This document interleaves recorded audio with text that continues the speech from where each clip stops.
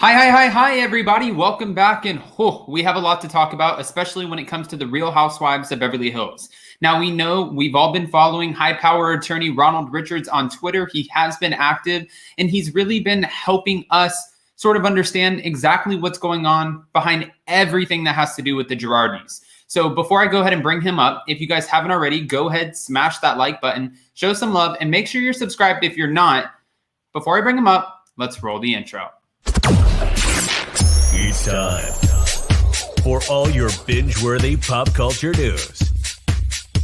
Welcome to Up and Adam. Good morning. How are you? Good morning. Good to see you again.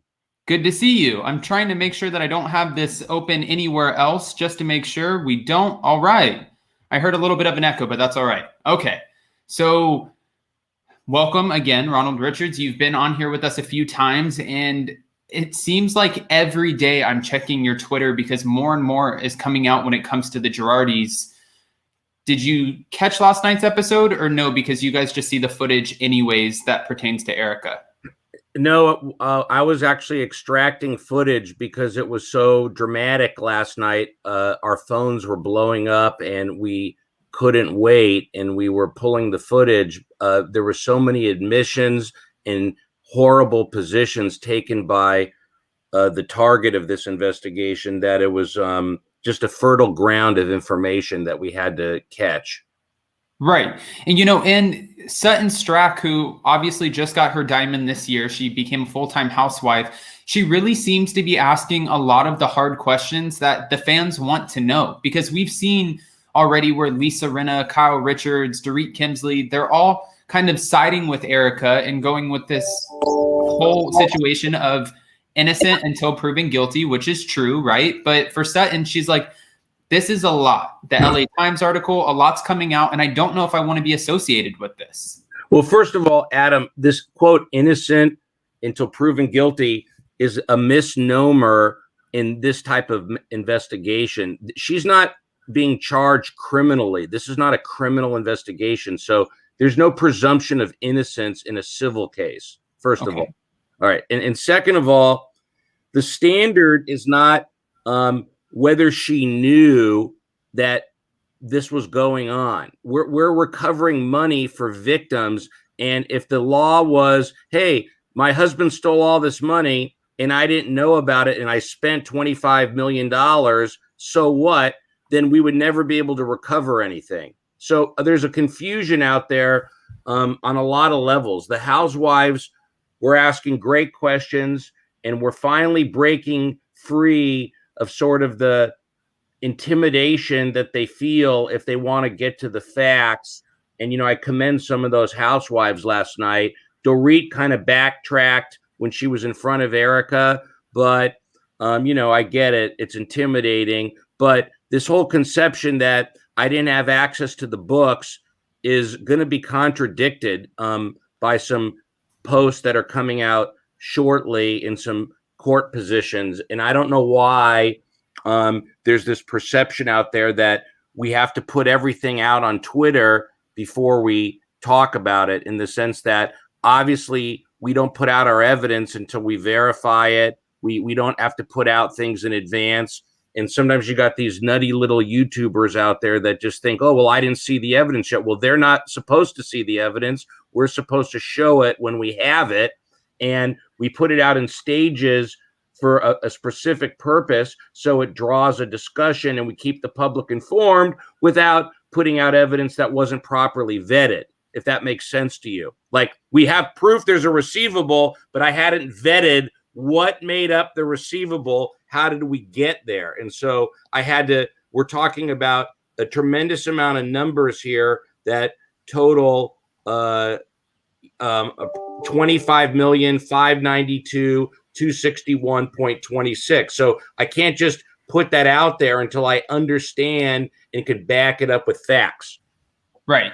And, if you don't mind, I'm going to go ahead and bring up a tweet that you put out there. And you said in this tweet, update on Lisa Rinna and Erika Jayne, we can confirm that Lisa actually referred Erika Girardi to her current business manager. There is a high level of trust between them. Lisa Rinna is defending her publicly. We will also confirm that the receivable owed by EJ Global is based upon value received.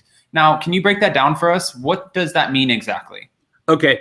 First of all, I want to clarify something.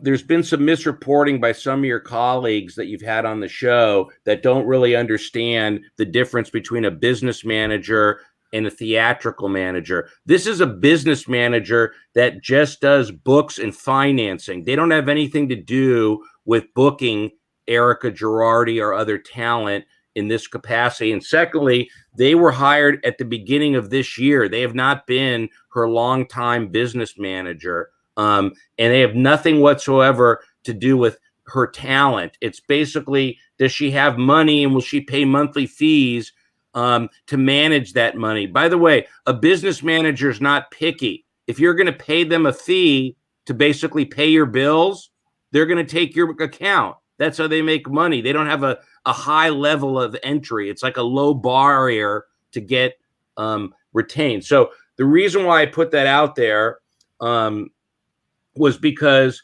we had proof that Lisa Rinna referred Erika Jane to this business manager this year.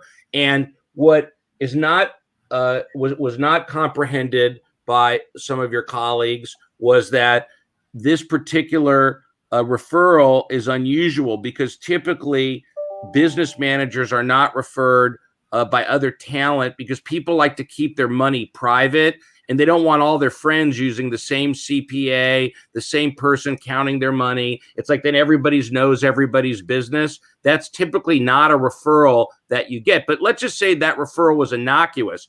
I'm only pointing out that you combine that with the fact that Lisa Rinna has been defending her and she's been vouching for her, saying that she wasn't involved. So if you're going to make a statement of fact, which I don't do typically, you better have a basis of knowledge. And so if Lisa Rinna is defending her, we're going to get testimony from her to see why does she have personal knowledge that Erika Girardi has no liability here.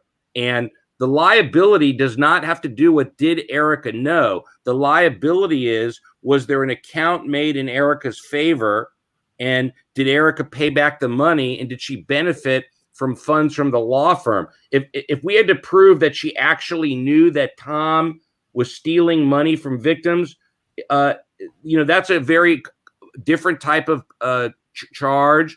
And we're not limited to what's called a fraudulent conveyance, money that was given to her that made the law firm insolvent. Our theory, besides that theory, is going to be what's called a direct liability theory. So, Adam, if I give your YouTube channel $1 million in advertising, but I just stole it from one of our clients, I'm telling you that if then I credit a spouse or a friend with that money and they promise to pay me back and it's on the books and records, they have to pay it back. So in this particular case, Erika Girardi really did receive $25 million in value. It wasn't a phantom number. We did not know that until very recently. So I wasn't going to publish or assert the basis of that number. That's what I've been investigating. Initially, a lawyer threw it out there that started this based on an allegation in a lender complaint. No one ever had evidence other than it was on the books and records Girardi case. Nobody understood where did that number come from. Well, it came from a $14 million Amex bill over a certain period of time, and all these brand vendors, agents, and people that Erika paid directly, and it was on her Amex card with her numbers. So there's no dispute that Erika spent this money for her, if that makes sense. And by the way, this reveal is coming out on your show. Nobody in the world knows this yet, this reveal. Wow. And that does sound like a little bit of a contradiction, because she did tell the ladies that she doesn't have a debit card. She's never had a card, from what she says on the show, and that if she needed money, Tom would just give her cash. That's just false. I have $14 million of Amex charges that were on her card. And I have the statements. It's 14,259 012.84. And they're like stuff like Uber charges. I mean, it's her card. So we're getting all the signatures. All these charges are very obvious to her. And what's really concerning is this has nothing to do with the law firm. You can't run a law firm and have your wife's entertainment business be a deduction or a receivable, in the sense that if it is going to be a receivable, it better be what's called a bona fide receivable, because for a long period of time, this money was diverted as a receivable back to the law firm and deducted from the law firm's records. And I think that what people don't realize is that this was an LLC that she owned 100%, and it didn't have a separate tax return. It was on their personal tax return, is what's called a Schedule C. So she signed those returns every year. It's her signature on there. So yeah, you can always say, I didn't know what I was doing. I didn't know what I was signing. And there's an instruction called willful blindness. But for our purposes in this case, I don't really care whether she knew. That's like what we call a red herring. That's like a feel-good argument. You cannot keep $25 million of other people's money and then just take the position that I didn't know where my husband got it from. Okay, so he got it from other people's accounts. He got it from settlement documents and settlement payments, and you got to return it. I mean, or a portion of it. I mean, we're obviously not expecting to get all of it, but you're not just going to say, oh, sorry, because I didn't know I get to keep it all. Does that sound logical to you? No. So that makes a lot of sense. And that's what, I guess, when you put this out there, again, I just want to refer back to it. And you said, we will also confirm that the receivable owed by EJ Global is based upon the value owed. Does that mean now, as much as you can get out of that $25 million, whatever you can get? No, it means value received, not owed. What I had to investigate, and it was complicated, Adam, because let's just give the benefit of the doubt and say Girardi was a cunning money launderer, okay? And he was able to take ridiculous tax positions, which basically amounts to high-level tax fraud, and he moved money around, and she didn't really appreciate how it all worked. I still wasn't going to say that the receivable on the books and records of Girardi Keese was for value, meaning it could have just been a BS number, if that makes sense. But it's not. The good news for all the victims out there is that this number is based on value only Erika received, nobody else. It's her. All these expenses increase every year based upon what Erika received in direct monetary payments from the law firm, nobody else. And they're all her glam squad, vendors, brand people, marketing people, theatrical agents. I mean, Tom spent a fortune. I mean, who spends over $2 million a year on all this stuff? It's a huge number. I'm telling you, it's like, and now I appreciate why she didn't want me on this case and got me sidetracked defending my only goal, which was to let the public know as reasonably as possible what's going on in this very important case. And I don't even know if you remember, but she even tried to attack you because I was doing a First Amendment protected show, that somehow we were doing something wrong, talking about her husband's large scale fraud against his clients. I mean, why can't we talk about that? Right. No, I definitely don't think I'll ever get an interview or with Erika anytime soon. You did mention something, and I want to circle back for a second. You said by Lisa Rinna kind of just stating, that Erika didn't know, you guys would be able to ask her, okay, well, how do you know she didn't know? Does that mean that, and correct me if I'm saying this wrong, does that mean that she would be brought in and be deposed?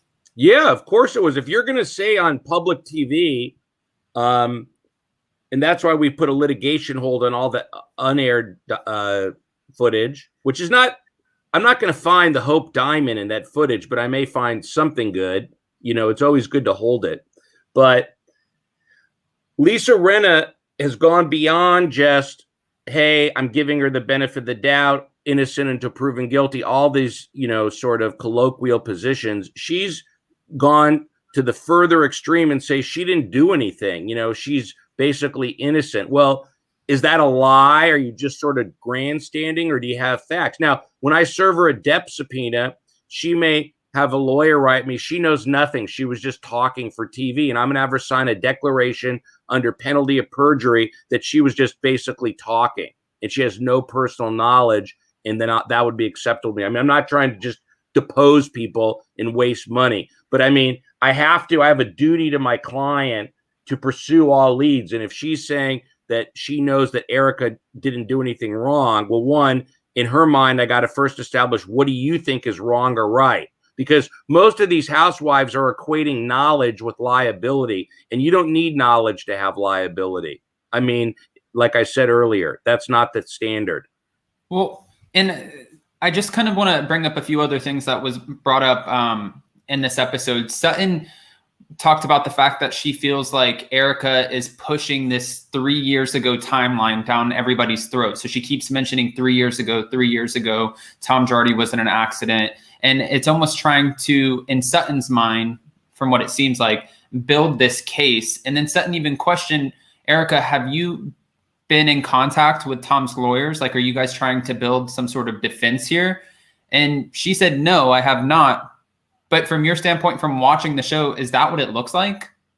Well, no, you'll have to remember, Adam, that Tom took the position early on when he got caught in the Boeing case that he had dementia and he was incompetent as a witness. So there's nobody talking to Tom's lawyers. And one tell I thought was very important from last night's show is they alluded to the Rue Gomez without mentioning his name, but they were talking about that case. They were clearly talking about that case. And she said, oh, well, that case was 10 years ago. And then she said, well, it only has recently become litigation. But what Erika was referring to, that was the lawsuit to basically get Tom to turn over the settlement money. But the case, Erika knew enough, had enough knowledge that was in litigation. I mean, honestly, I don't need to call her a liar. I don't need to attack her. It doesn't matter that she didn't know or did know. The proof is in the fact that all this money was spent on her. So if the position is she gets to keep it, that's wrong because it wasn't her money. To give everybody that's listening, if there is anybody that cares, everybody remembers the Bernie Madoff case. And in that case, he gave people fantastic returns on their investments. And so what happened is when they found out that he was basically using other people's investments to pay other people's returns and the whole thing collapsed, the trustee in that case, Mr. Pickard, went to all those people that got the money and said, hey, you can't get paid with other people's money. You have to return it. And I've represented poker players that have won money in poker games, and it turned out to be investor money, victim money, and they had to return it or a portion of it because you cannot get title to other people's money, if that makes sense to you. Otherwise, thieves would always steal that have a fiduciary basis, and the people that were supposed to be protected never would get their money back. And so it all has to go back into the estate. And then once it goes in there, then you make a claim and you get a percentage of that money. But you don't get a windfall because you were one of the lucky ones that got the victim's money. That's not how it works. Right. And, you know, it was mentioned last night, again, the Ray Gomez family, how this happened 10 years ago. And so many people have been talking about, you know, Tom Girardi's actions over the course of the last 10, 20 years, how this has been happening. And this was something that happened way before this car accident that allegedly happened. So he didn't have Alzheimer's then. That's what they're making it look like. He's just had this behavior and pattern of the way he does business, but he can't necessarily be tried for doing that because it was so long ago, correct? Well, no, the stipulated judgment was recent, but he's not going to be tried for anything because it's one of the rare cases that the smart lawyer and I don't mean smart like I'm congratulating him. I mean like sort of a sly lawyer, ran and got his brother to throw him into a conservatancy, and he's still living in his mansion. And because he's living there, it hasn't sold, and he's basically delaying moving out. And so he is in this position now where he can't be charged criminally because he's been declared someone that is a ward of the court, basically. I mean, most grown-ups in their 80s would not want to have a conservator, but that's what he chose to do, is the lesser of two evils. And then on top of it, Erika left him, and maybe for good reason. But the bottom line is that it's like the perfect storm. His wife's not standing by him. He has alleged Alzheimer's. He gets appointed a conservator. So we're now just in this situation where the only person that can really get back the money is the bankruptcy trustee. That's why I'm very proud to be in this position and working with, great professionals that are pursuing many targets. I'm just assigned to Miss Girardi. Right.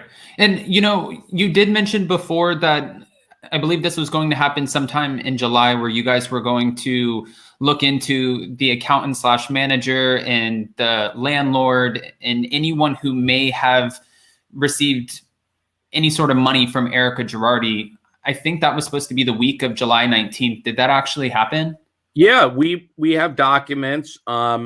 We've agreed not to discuss them. Okay. Some of them, look, when we get financial documents, we never publish the accounts or things like that with the court. We use them for background. And that's why we're, using, but yeah, there's been productions. We have an unusual situation where Erika's lawyer decided to also get paid by Erika to represent the accountant and Erika's divorce attorney. So I'm dealing with an unusual situation where witnesses are being represented by the target's lawyers. If this was a criminal case, this would never be allowed, because there's an inherent conflict if your client is charged with an offense and your lawyer is representing a witness. Got it. But this is not a criminal case. So, as long as these people agree to it, there's nothing I can do about it, really. But I mean, it's made the process slower because, she has a good lawyer that objects to things, and we got to work things out. And he's a human being, and sometimes he has personal issues, and we give each other professional courtesy. That's why this motion drove me nuts, because I get along very well with her lawyer. I'm glad he lost big time, but it had nothing to do with the professional relationship. I mean, I never even talk about it with him. Right. And, you have, I believe you've put this out on Twitter before, and it was wondering how Erika was able to pay $400,000 to $500,000 for this attorney, because even though her main source of income is from the Real Housewives of Beverly Hills, it doesn't necessarily mean she's making millions and millions of dollars from the show, right? So that's correct. She's not. But the issue is, I want to know where this money's coming from, and she definitely will not tell me that.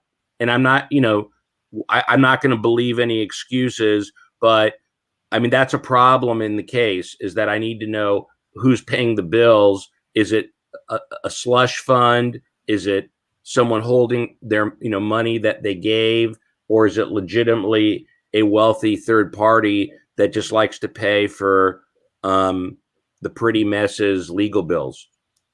Okay, but that's something that you still definitely will get to the bottom of. 100%. I'm going to get. First of all, there is no stone that I will ever leave unturned. I mean, I didn't get this job because I have what's called a warm and fuzzy personality. I got the job because I was vetted by a very sophisticated woman that is the U.S. trustee on the case.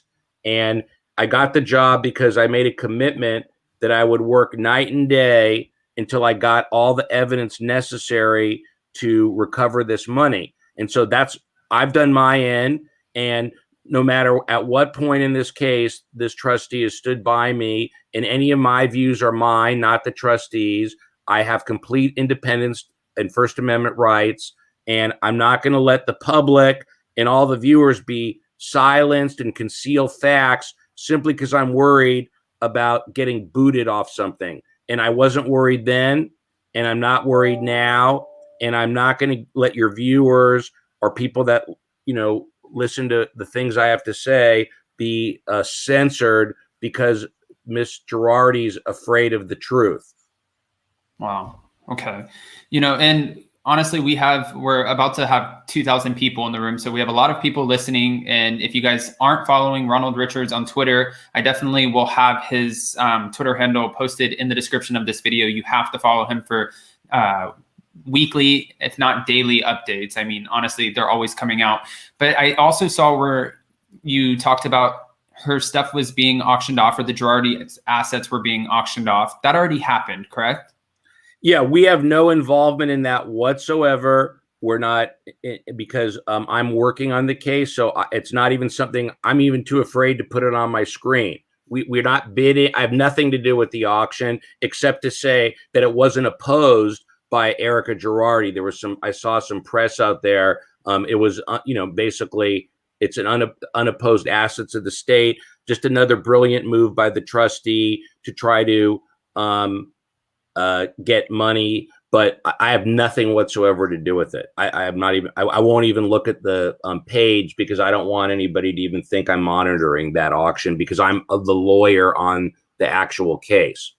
Right. All right. And then, last time we spoke, you said that you believe that you're not far away from getting to the bottom of this. I think maybe you even put out the number, and I could be wrong. It was like 190 days or something, maybe. Do you think we're getting closer to figuring out where the money came from, where the money went? And do you think you might be able to get to the bottom of that before the end of this year? Well, I have about 60, 70 files, Adam. And this case, as you know, we have to advance all the costs. I have to pay for all the lawyers working on it, and I may never see a penny. So I can't 12 hours a day just work on this case because I have overhead and staff and other clients to service. So, and when Thanksgiving comes up, again, her lawyer may want to take his family somewhere or do something. I always give professional courtesy. This is not personal. So I don't know, I could tell you that if Erika would have just turned over some of her bank accounts that aren't with the business manager and provided the source of funding and basically owned up to this receivable, then the case will go faster. But I'm not in a rush because she's not going anywhere and she's making money from the Housewives. So it's not like I'm only limited to the money that was given to her. I'm also entitled to get her future earnings. Again, people like to be armchair lawyers. They don't understand all the facts. I'm not just seeking money Erika's received. I'm trying to hold her liable for the money she spent, which is now undisputed, in my opinion, that she spent it. And so I want her to basically, instead of last night on the show, she said the victims are the most important. Well, that statement rings hollow when you're not offering to return any of the $25 million that you received. And to be specific, it's $25,592,261.26. I mean, how do you really say that the victims are the most important when you won't even return a penny from all the money that you have, all the bags, all the clothes? I mean, she had a $2,000 outfit on at least last night on that show, and she drove in a brand new Range Rover. I mean, I just don't get it. Like, I never understood before. I'm a lawyer, but I'm also a human being. I'm mad and feel bad for all those other clients because I'm embarrassed as a lawyer that somebody would do this. And it's not because Tom let it get away from himself. There was someone spending all the money. And I got to tell you, the person that spent the most money that's documented, it looks like it's her, not Tom. I don't see any big expenditures going out to Tom. I think she spent a lot of his money. And that's probably why he didn't put any property in her name, because he was giving her most of the money. I mean, I don't know what people think lawyers make a year, but let's just say you net $2.5 million a year. That's a lot of money. I mean, that after you pay all your overhead and you put in your pocket $2.5 million, and then that's subject to taxes. And by the way, Tom played so many games with his tax returns that for a lot of times he never paid any taxes. So all that money every year, at least $2 million or more went to Erika. I mean, that's a huge number. I mean, huge. I'm telling you, it's not like Tom, when he says I spent 50 million. I mean, I don't know what he spent or didn't spend, but expenses is much different than take home. And the big take home every year that he actually declared all went to his wife. And then you see from the show all the expenses, and you don't know if it's true or not. Now I know. I mean, she was spending a lot of money on a lot of different vendors for her. And so I think that it is something that we should be commenting on. I'm allowed to be upset about it to the extent that she doesn't think it's a big deal, but then she goes on TV. She's never once said, I'm sorry to the victims for what happened, and she's never offered to pay back a penny. I mean, if it was me and my spouse did that, I'd say, look, I need to live, but I got $150,000 in the bank. I'm going to throw that in to start. And then look, I'm making X amount a year. I'll give 10% back a year for the rest of my life. I mean, do something about it. You got all the benefit of their money. And I just don't understand why there's no moral responsibility here. There's going to be a legal responsibility. I'm going to make sure that unless the United States Supreme Court denies certiorari if I lose, that she is going to pay back some of that figure that I've enunciated on this broadcast. She is not going to get away with, I just get to keep the money because I didn't know. Ha ha. It's not going to happen. It's not. Could it actually happen?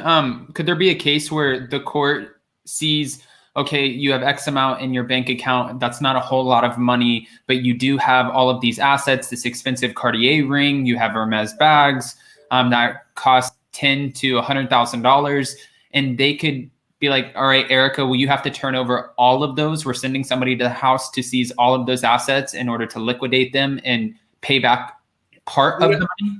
Well, no, you get some exemptions for personal property, but I don't know how much purses and things she has. Apparently she gave an inventory to my colleague handling the personal bankruptcy. I don't really want used clothes or purses, even though they seem to have value these days. I just want, what I want is there to be some sort of moral compass here and some sort of legal recognition that you did benefit from this receivable that the law firm carried for you. And now you got to reconcile this receivable, which the money you got, a lot of it was from people that thought they were getting their settlement payments. And instead it went to pay for your indulgences. And that's not right. All right. And it doesn't matter whether you knew, now you know. Okay. So now that you know, and by the way, she always says you'll have to ask Tom on all the shows, but that's sort of ridiculous, seriously, because Tom is mentally incompetent and cannot testify for any purpose because of the conservatorship. So who are we going to ask? It's like the perfect heist. It's like Tom has an accident. Let's throw that one out there. Okay, maybe he has a brain injury. Then they're throwing in last night dementia. Back in December, they're starting to litter now, set the stage for the defense. Then lo and behold, his lawyer, when he's about to be held in contempt, says, oh, I can't communicate well with Mr. Girardi, even though he's doing interviews the month before. Then it escalates to the probate court, and they are lucky that the probate judge has no connection to what's going on in the other cases and basically issues this conservatorship, first temporary, then permanent. Now Erika comes in and says, oh, I didn't really know anything. You'll have to ask Tom. Well, we can't ask him. We're never going to be able to ask him. So all we're left is the facts. And the facts is X amount of money went to her, and there's no doubt she spent it, directed it, and benefited from it. So at what point do you have to say, well, I need to return some of it? Right. So now with that, what is the next step for you? I'm trying to uncover where these finances went to. I mean, obviously you see what she spent, but I mean, what would be the next step in the legal process? Well, we have a lawsuit against her right now for recovery of funds. That lawsuit will be expanded. And I see some of the comments out there, Adam. It's not a question of innocent. She's not innocent in the sense that this is not a criminal case. She's liable.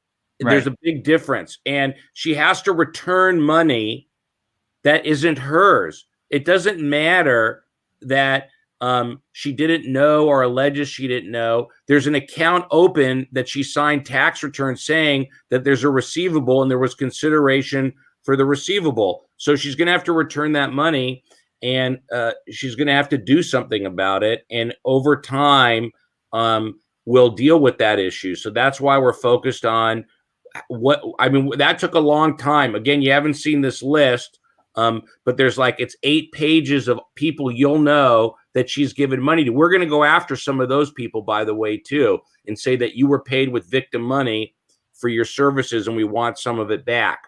Which is kind of like what Sutton said, too, on the show when she said, even if the devil himself puts $1 million into your bank account, that's still your problem. Yes. The money that went to pay her glam. Glam is not glam does not mean you could scam. All right. So if people were scammed, those people that got the money need to step up and return some of it. And she's got to take responsibility for it. It doesn't matter about her state of mind. All right. And so that's what I'm going to focus on is the source of who's paying and why. I mean, why would somebody give her all this money now? I mean, a lot of people would say because they're holding her money, that they're just a reservoir of more ill-gotten funds, or there's some personal relationship, or it's her money. I mean, it's always suspicious when you hear, oh, this person doesn't want to tell you who it is. I mean, come on, we're going to find out. Can the person who might be giving her the money to pay for certain things, if there is this person, and say they were holding on to some funds for her, could they be charged criminally for it? No. Okay. They'd have to return the money, though. They could be sued. Okay. I mean, there's no reason to charge her criminally. It's a higher standard of proof. Why? I've never said she's done something criminal. Right. I don't want her taking the fifth.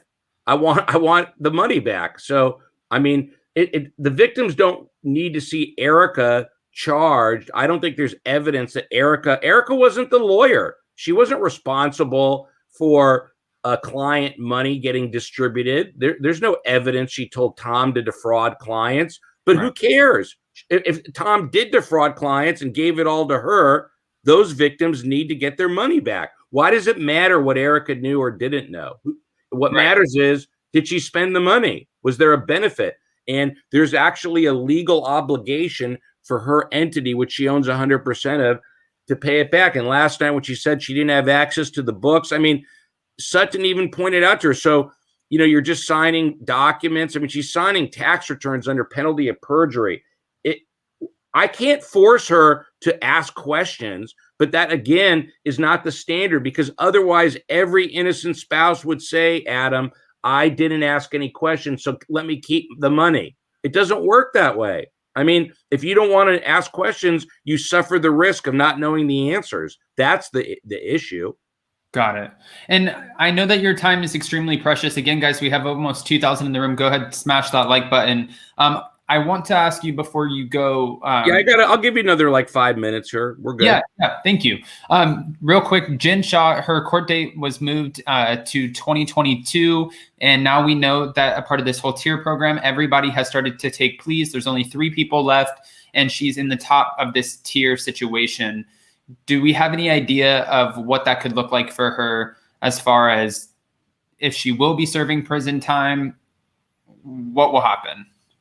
I mean, Jen Shaw is a textbook example of how to do everything wrong in the Southern District of New York. I mean, what people don't realize is that that agency doesn't indict people because they have marginal cases. You're already basically, there's enough evidence to convict you. So, and then you're dealing with very skilled individuals that are there for the same reasons why I'm here. They want to do the right thing, and we're not exactly the same, but I would say indirectly that we're both trying to do something good. They're not obviously getting a financial piece of the recovery, but they're not spending money for the investigation either, or paying other lawyers. So there is a little bit of an economic difference. But what happened there is she's going to have Stewart testify against her, I predict, her assistant. And instead of resolving her case, she's going to go to trial and probably lie on the stand or obstruct justice potentially. And she's going to get caught in a complicated case. She's already fabricated her positions on the motion to suppress and got lost big time. And then she's going to basically get an enhancement for organizer. I mean, Jen Shaw could take a case where she would do 4 to 5 years if she paid some of this money back and turn it into like a 13-year case, like a crazy number, because she's not basically accepting responsibility. That's what you got to do in the federal system. They're not indicting her because they didn't have any evidence. They just don't do that. That's why, there's an investigation. This case was going on a long time. I feel bad for her because she spent all this money on a high-power firm that wrote a motion that lost quickly. That money could have gone for the victims. And she just keeps getting this advice of, hey, we're going to win at trial. And she was even telling the judge, we want to do a quick trial date. And I'm laughing, like, she obviously doesn't know anything about a criminal trial in federal court in the Southern District of New York. It's the worst place on earth you want to be when the judge says, will the defendant please rise? You do not want to be sitting there when that happens. And just real quick, I find it interesting because she was advised not to continue filming the show or be on social media. And then the trailer comes out for season 2, and they end off the trailer with an attorney telling her that the U.S. Attorney's Office is no joke. And how they end the trailer, I don't know if you saw it, was with her saying, is there any way we can get Kim Kardashian as my attorney? Which almost kind of seems like you're mocking it a little bit. It makes you cringe because in your mind, you're like, wow, are they going to watch this and think that you think this whole thing's a joke and then slap it to you harder? It's just they're not going to slap it to her harder, but they are going to. It will be used again. I mean, it will. It's kind of like, I mean, they're human beings. When someone says, I want to use Kim Kardashian, who has no criminal defense experience, that's kind of silly. I mean, I've been a lawyer almost 30 years, done many trials and motions, represented thousands of people. That takes time, and hundreds and hundreds of hours of monthly sort of self basically improvements in both reading treatises and new cases, Adam. And I mean, she just is very naive to think, oh, a celebrity is going to help get me out of this. I mean, what she should have gotten is a lawyer that sat her down and told her, you made a mistake and you got to own it. And I'm going to try to mitigate this and make it that you were sort of taken advantage of because you're very naive and you're a celebrity, but you still got to be responsible for it. But there are some mitigating arguments, and you could have probably gotten her out of this with a couple of years and some payments. Instead, she's turned this into a disaster. I mean, you saw from the college cheating scandal, the court was pretty easy on people that pled guilty, and owned it. There's a lot of famous people that pled guilty. But if people accept responsibility, that system works pretty well. But what she's doing is nuts. She's going to trial with like a guy that ran the boiler room. I mean, she's sitting next to a real fraudster at trial. So that's why it's a crazy case for her to go to trial. And her assistant is going to be a witness in the case, potentially. And I just think that she doesn't know what she's doing. And it's sad. But I mean, look, right now, Michael Avenatti's trying his case representing himself, and he doesn't know what he's doing either. Even though he's doing a great job in the criminal, basically cross-examining witnesses, he's not doing a good job on addressing the merits of the charges. And so I just think that she's gotten bad advice, Adam.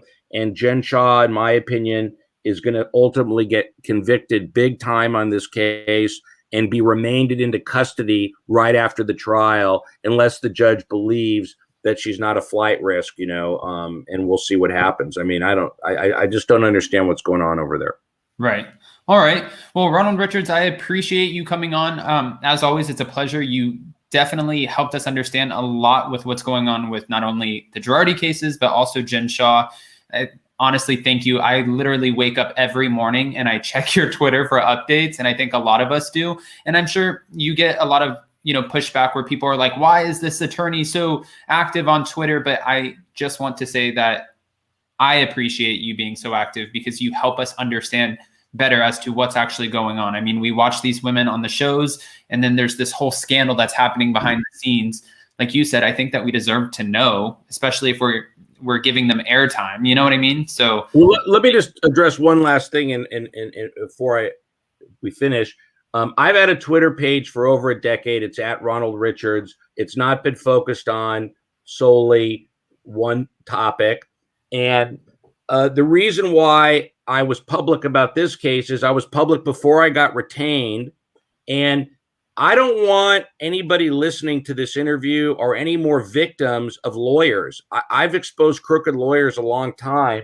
And unfortunately, I need people to know if the settlement comes in the account and your lawyer doesn't wire you the money in the next day or two after the settlement, you better be running to their office, with your family, making a scene, and calling the police or the state bar or doing something about it. Like, I want people to know that's not normal when a lawyer doesn't turn over the settlement money after they receive it. And I just want people to know that, and most lawyers are ethical and good. These are some bad apples, but as long as people know what's normal, lawyers don't go into business with you. They don't invest your money. We're not your friends. We're just your lawyers. And if we do anything that doesn't sound like a lawyer, like I start asking you about your personal life or you're involved in your business investments, then those are red flags. And people should realize a lawyer's here just to represent you and defend you. And that's all we do. And if we settle a case for you, the first person that gets the money is you, not the lawyer. Okay? We want to get you your money quickly. You've been waiting for it. We have an agreement to pay you. And so that's why I do it, because the more I comment about it, the more people are educated about it. And plus, people want to know what's going on with this woman. And so that's why I did it. And no one's going to call me names or intimidate me. I'm going to speak my mind. I've never been accused of saying something inaccurate on my page or anywhere else. I don't do that. And I'm glad that people write me and tell me how they enjoy the information. It's much better than a news journalist that, or some person that has no legal background, just kind of talking. I mean, I charge a lot of money per hour. I like donating my time to these things because I feel like I bring a different perspective than just a news journalist, because I'm in the trenches. I understand what is really going on, and I could bring a perspective that other people could appreciate. And if they don't like it, they don't have to read my tweets. They don't have to listen to interviews. It's just part of the lexicon of knowledge. And I appreciate, Adam, you've been with me from the beginning, and I appreciate you always updating your viewers, and you do a great job. And that's why you excel in what you do, because you really do a great job, and I appreciate it. Hey, thanks. We'll keep you around. And like I said earlier, we look forward to having you back on in the future as things continue to unfold. I know that you're extremely busy and your time is precious. So again, thank you so much. All right. Have a good day. Bye.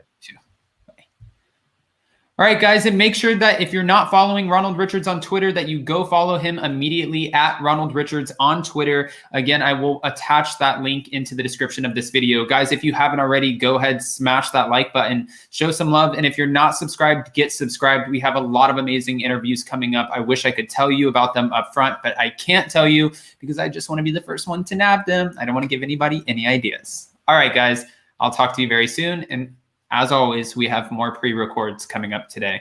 See you soon. Bye, guys.